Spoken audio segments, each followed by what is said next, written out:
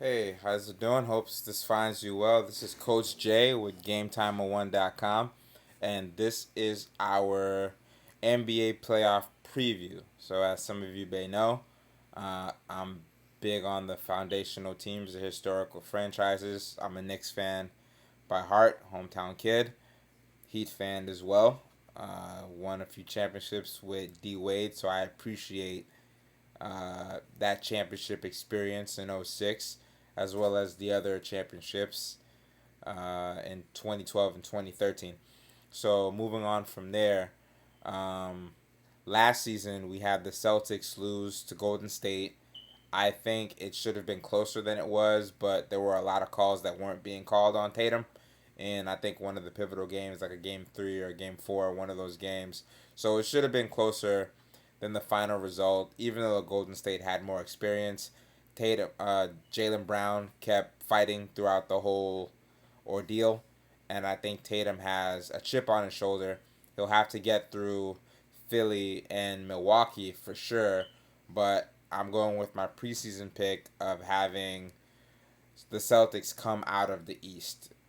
All things considered, they'll have to face a tough Milwaukee team if they get through whoever they have to face, if they get to the Eastern Conference Finals, or whoever makes it to the Eastern Conference Finals with them. But I picked them to go back to the Eastern Conference Finals and represent the East in the finals. So, other than that, the Knicks are looking pretty decent. I had them pegged to be the fourth seed, seeing as how Kyrie and KD wanted out of Brooklyn during the offseason. They got their wish before the trade deadline. Kevin Durant is now plug and play with the Suns. They've been 8-0 with him in the lineup when healthy. And Kyrie and Luka just got eliminated from the playing game, so Dallas kind of went downhill for whatever reasons. Shout out to Coach J Kidd, but it seems like Kyrie's going to be a free agent this year, probably with a new sneaker deal, depending on what route he goes. Whatever's best for him going forward, and then we'll see if he actually signs with LA or whatever happens because the postseason hasn't even started yet. So let's see what this looks like after all is said and done, and we have the NBA draft, and we see where Victor Wembanyama lands, and guys like Scoot Henderson, and some of the guys that just competed in the NCAA tournament. So as well as some of the guys that are also putting their names in the draft. So for the East, I have the Celtics coming out on top. Giannis and the Bucks look great. If Middleton comes back healthy, Drew Holiday's always solid, and everyone that they have on the Bucks team looks pretty good. So it's their thing to lose. Anything can happen in the playoffs. I want, like I said before, I wanted my Knicks to get the 4th seed, but they ended up getting the 5th seed. Brooklyn moved to the 6th seed, and the Cavs surprisingly would play behind Donovan Mitchell and Darius Garland and everyone else on the team locked up the 4th seed. So they're top four in the East, which is interesting without LeBron. So it's something that we haven't seen before, and we'll see what we're gonna have to do because regardless, the Knicks are gonna face them in the first round. I still picked the Knicks to win, but we'd have to have a healthy Julius Randle and all hands on deck and everyone playing at an optimized, well, uh, well flow in order to beat the Cavs. So ideally, I have the Knicks probably losing deep in the second round. I don't know if they'd make it to the Eastern Conference Finals this year, just based off of experience. But I'm not gonna bet against the home team. But if they were to finish deep in the second round, 6 or 7 games, depending on who they face in the second round, then I would call that progress for the New York Knicks franchise on the court. They're still a great franchise as far as a business, but I really want them to turn around their fortunes. They haven't won a championship in like 50 years, and I think it's high time for them to move in the better direction. If you've been a Knicks fan for the last 20 years, when we get some steam around March or April, we fall apart.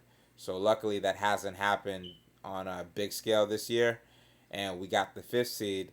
So I'm not just I'm all in on the Knicks, but I'm also optimistic and realistic with where we are over the next 5 seasons as far as making progress towards multiple championships.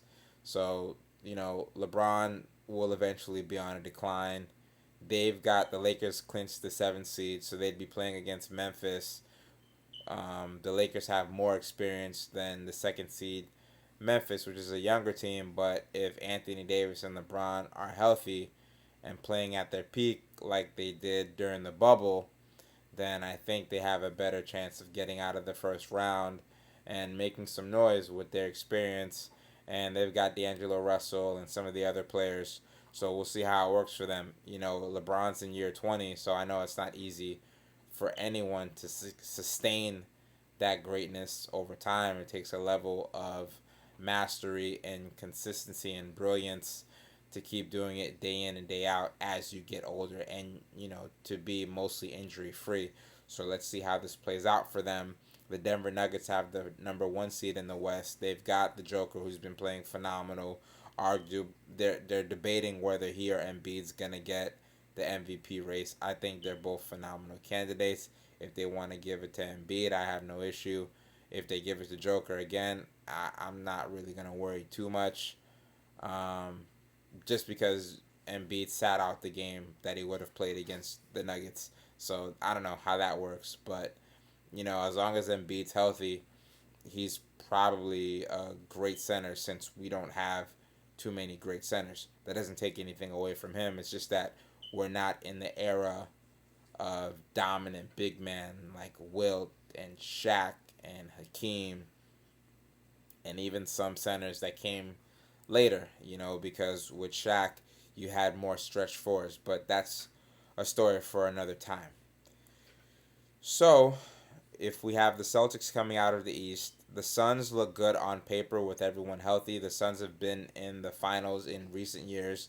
They kept Devin Booker and CP3, who has an opportunity to get his first championship, which would put him in a good standing, because if Chris Paul doesn't win a championship, he'll still be a great, phenomenal point guard and probably last of a dying breed.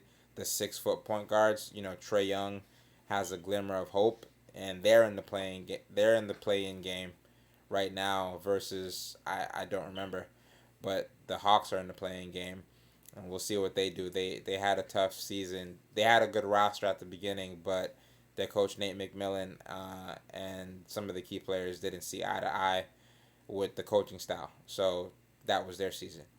But you have the Denver Nuggets at 1, Memphis at 2. Golden State is in the mix, but I don't know if they're going to make it out of the first round if they play Sacramento, because Sacramento has a chip on their shoulder and something to prove. Clay just got healthy, and Andrew Wiggins might be back. So I don't know. Maybe they'll make it out the first round off of experience, but we'll see. It's kind of up in the air for the most part.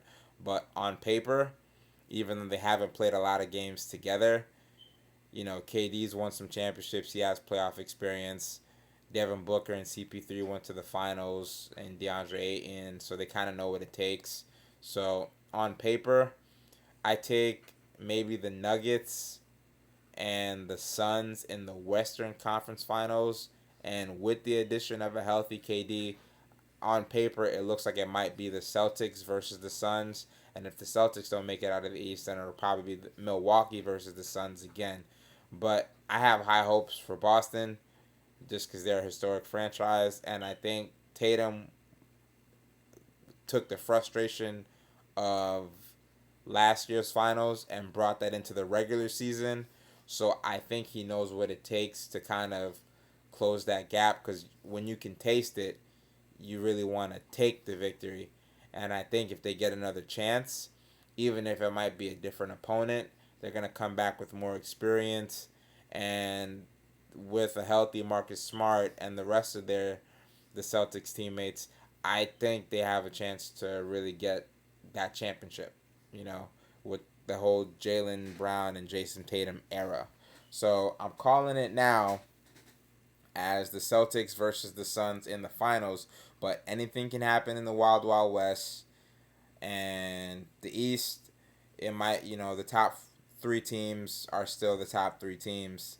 The other teams have to beat them in the first round, or the top four teams. So we'll see what happens. And it should be a good series of games. Should be competitive, and I think the storylines, will James Harden and Philly get out of the second round?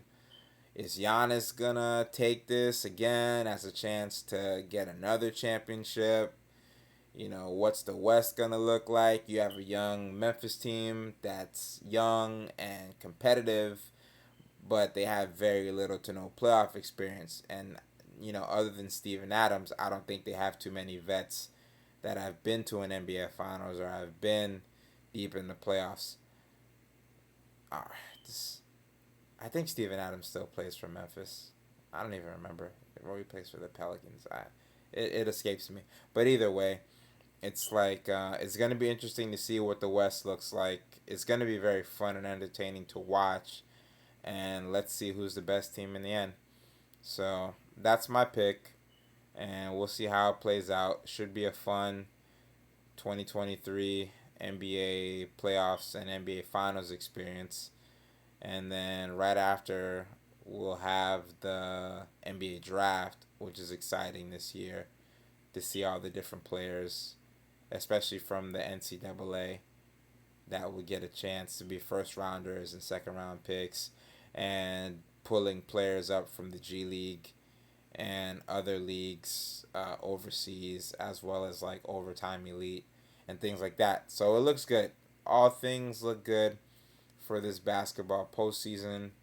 And again, this is Coach Jay from GameTime01.com. So we're going to be working over the summer with different coaching clinics and different leagues, and just with anyone during the off season. You just want to always get better, fine tune what you're doing, and kind of evolve yourself or your business or your game or your coaching to ultimately be your best. And if that leads to championships, great. If your focus is championships, we're all about it. But put your best on the floor, go all out, give 110%, and once you reached your best, find ways that you can be better. Take care, and we have more online training and programs at GameTime01.com. Join our mailing list, and we also have some deals on some equipment and some new apparel that should be coming out sooner than later. Take care and have a great day.